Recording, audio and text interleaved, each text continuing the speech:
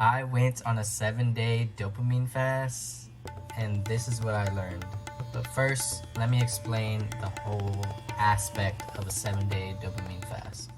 I tried to refrain myself from the 6 compulsive behaviors recognized by Dr. Cameron Sipa. I don't know how to pronounce his last name, but it's spelt like this. I'll show you. He says the 6 compulsive behaviors leads to distress and a sense of lack of control in our lives.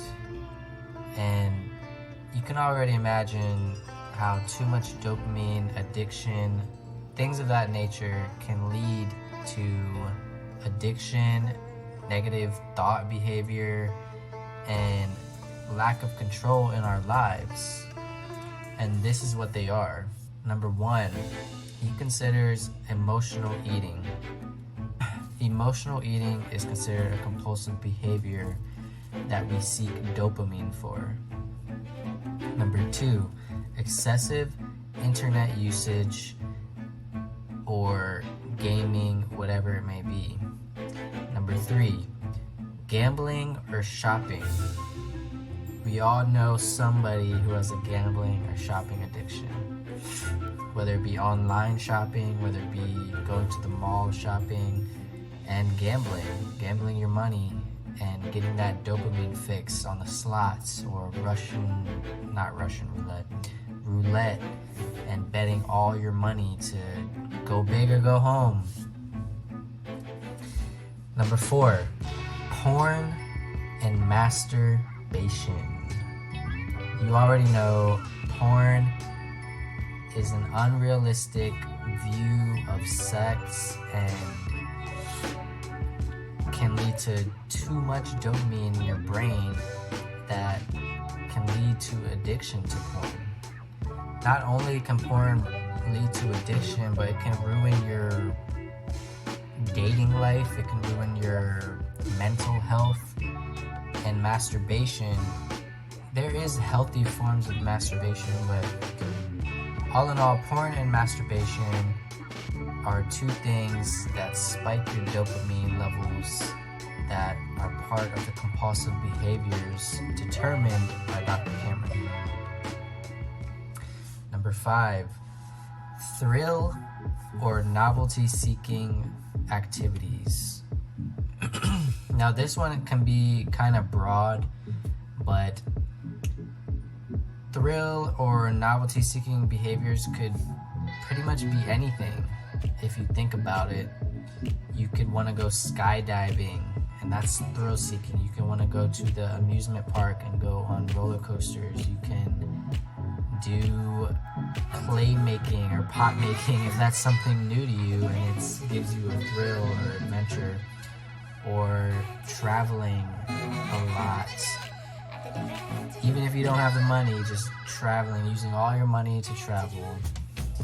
Things like that. Anything that's thrill-seeking or new and exciting, this can spike your dopamine levels. And finally, number 6, he considers recreational drugs and alcohol a dopamine activity that spikes your dopamine that you want to avoid. Obviously, you already know drugs spike your dopamine level.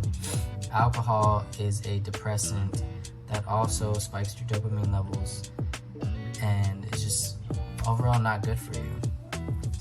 Now, what I also included in this myself is you can put it under the excessive internet usage category, but I also discovered that excessive internet usage, such as YouTube and too much social media doom scrolling, Netflix and chill, and New Music Friday on Spotify, to be considered things that I am trying to limit myself on a week-by-week basis.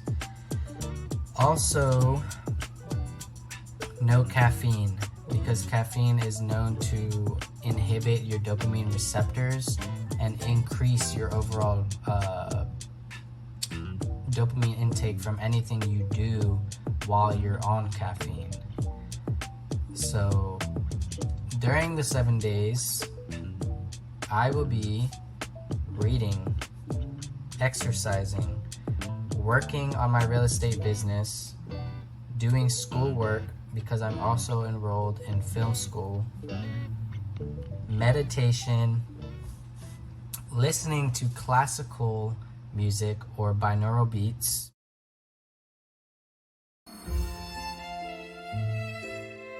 or boring music as a lot of people would consider it, and journaling and documenting some of my behaviors. And if I fall off the bandwagon, I will let y'all know. Hey guys, 7 days is up, and this is what I've learned. I learned that it's very, very hard to let go of things that give you instant satisfaction.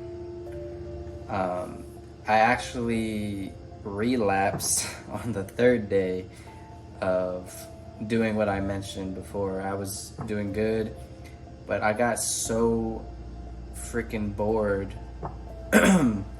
that I relapsed and I binge watched an entire season of Selling Sunset, which,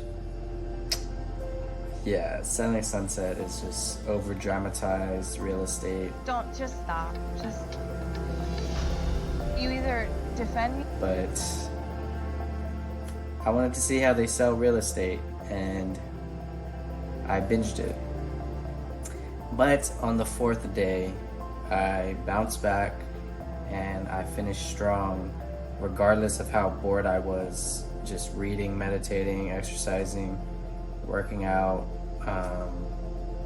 listening to classical music and binaural beats. I've learned a lot. I've learned that I like classical music. It's very, very relaxing if you give it a chance. I've learned that the practice of letting go is very important, because when we're constantly seeking satisfaction or instant gratification, we can lose track of who we really are. Because I get my mood sometimes. I go through depressive episodes sometimes, and I feel lost sometimes. But the truth is that when you're going through that, you can lose yourself even more if you fall in the trap of binging TV, binging video games, doom scrolling social media. All of these things can distract you from what you really want to accomplish in life. And I found that doing the dopamine fast, even the first couple of days when I quit caffeine, it was hard. The caffeine part was extremely hard. I was sitting there just with a killer migraine. I couldn't focus at all. Now, exercising helped me, but it was extremely hard to focus the first couple of days because my body was getting rid of the caffeine that I was so used to drinking every day.